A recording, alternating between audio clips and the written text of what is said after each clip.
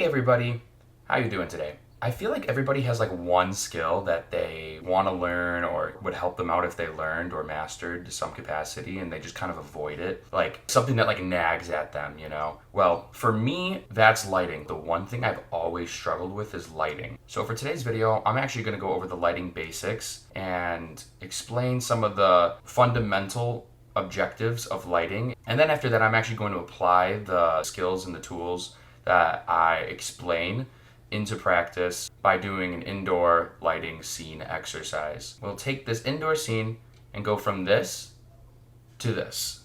So let's get started. Action.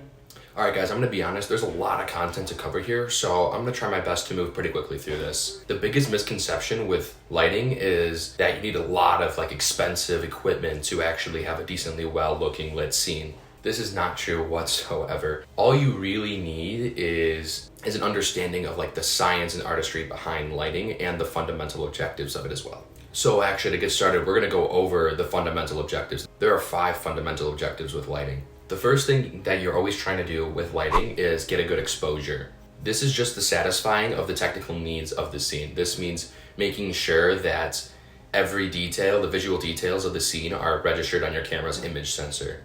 The second objective that you're trying to complete while you're looking out for while you're lighting up your scene is depth and dimension control. Adjusting your lights controls the shadows in your scene. Shadows control the depth and dimension of your scene by adding texture to the subjects of a shot. That extra texture that we're looking for just increases the dimension and depth of your scene, which is a real good looking shot. The third objective of lighting your scene is creating a visual and narrative emphasis. Creating a lighting setup that complements the narrative development within the scene itself. This might mean concealing or revealing details within a scene, or using lights to emphasize a subject to establish a relationship between characters and/or their environments. The fourth objective when you're trying to light your scene is to try and capture the mood and tone of your scene. This is very closely related to the last objective, and they can probably be combined into one, but the idea here is to use every tool and technique of the lighting process to create an emotional emphasis that plays a huge part in creating the visual style of your project.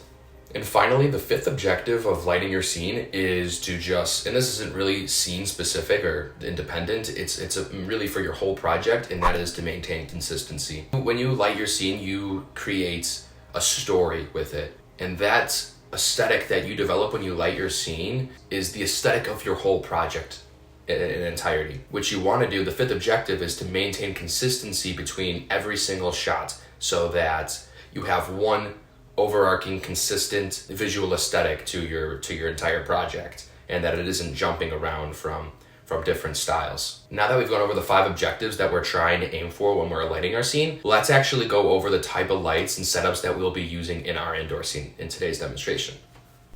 Alright, to keep things simple for this video, I'm only going to go over the lights that I am actually using for this scene setup, and I'm going to explain how we use those lights as I actually set up this scene and create it. So first of all, I got exciting news, guys. I actually indulged a little bit for this video, alright, and I got an expensive, fancy set for today's setup, and that would happen to be none other than my basement storage room. Yeah, very, very bougie. Alright, first of all, there are 2 kinds of lights. The first light we have is natural light, or light generated through nature, which in this case happens to be the window in the corner over here. This isn't generating enough light to get a good exposure. Like previously mentioned with the 5 objectives, that first objective is to get a good exposure so our camera can actually render and register what we're seeing. But we'll get back to how we actually will resolve that in a bit. The second kind of light is an artificial light source. This is just light sources generated through any means of electricity. So for today's video, I'll be using these LED panels from Great Video Maker. I will leave a link to these in the description down below so you can go ahead and get some of these for yourself because they're really nice. Artificial lights have a little bit more creative control because you can control the intensity, which is just the strength of the light. You can adjust the color temperature, which is the specific spectral content of the light measured on the Kelvin scale. And obviously you could adjust the position and the angle of the light itself as well. This scene will be using a mixed lighting setup, which just means that it's using both artificial and natural lighting. The first light we're gonna set up is our key light, or the primary source of illumination in our scene. This light, like most key lights, is a motivated light source, which just means that it is emulating a real light source from within the scene itself, but at a stronger intensity to actually get an exposure that the camera can register. In this case, that light source is the light bulb in the room. Our LED panel will be placed 45 degrees from the camera and raised to be close to the ceiling. This position is called a 3/4 frontal light. The key light will cast a hard light onto the subject in room, creating harsh shadows.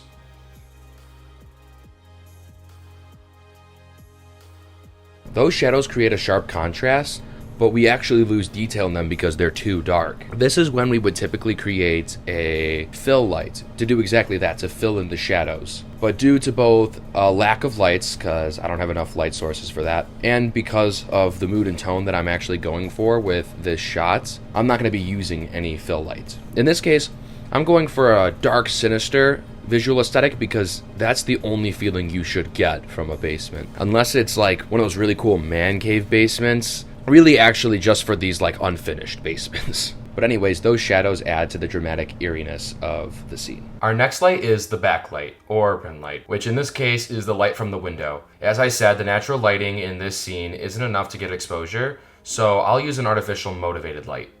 This light will be placed opposite of our key light and will create a rim of light around the subject of the scene that will separate them from the background and establish a sense of dimension and depth like we talked about earlier during the fundamental basics and the objectives.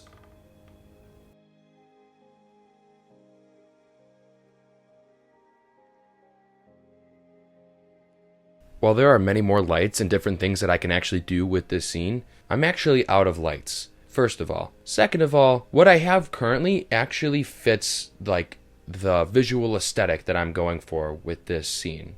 So this is actually it. This scene is a slightly modified version of the classical Hollywood 3-point light setup, which includes a key light, a fill light, and a backlight. Obviously, we don't have the fill light for this setup. But using the techniques and tools that I explained in this video, we were able to take this simple, basic lighting setup here in this room and turn it into this. If you guys enjoyed this video and you like this kind of content, please consider subscribing to my channel.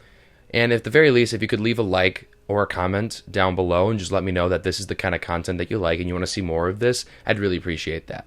For next week's video, it's going to be very similar to this, except we're going to be doing an outdoor scene instead. And with that, I hope you guys enjoyed this week's video. I'll see you guys next week for the outdoor lighting video. Have a great rest of your week, and bye for now.